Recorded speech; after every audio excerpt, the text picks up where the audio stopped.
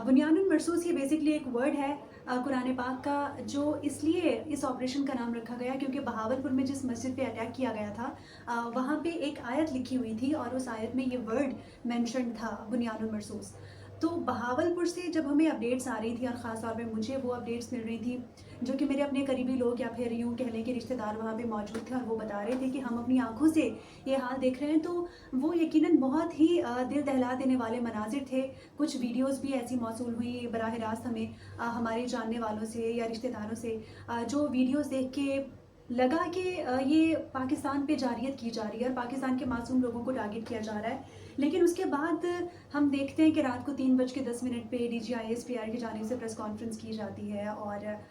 उनकी जानिब से ललकारा जाता है भारत को कि आप लोगों ने पाकिस्तान में दहशतगर्दी का जो एक सिलसिला शुरू किया है, हम उसका जवाब देने के लिए भरपूर तरीके से तैयार हैं। और सिर्फ उन्होंने ललकारा नहीं था बल्कि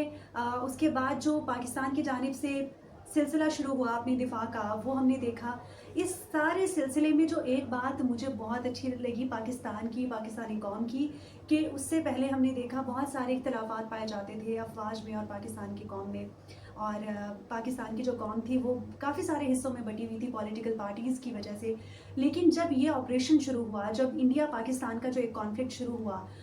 इसके बाद जब पाकिस्तान की आवाम स्टैंड की, खुल के उन्होंने इजहार किया इस बात का कि वो पाकिस्तान के अफवाज के साथ हैं और अगर पाकिस्तान पे कोई आंच आएगी, पाकिस्तान की दिफा पे कोई सवालिया निशान आएगा, तो यकीनन पाकिस्तान की आवाम भरपूर तरीके से अफवाज के साथ खड़ी होगी।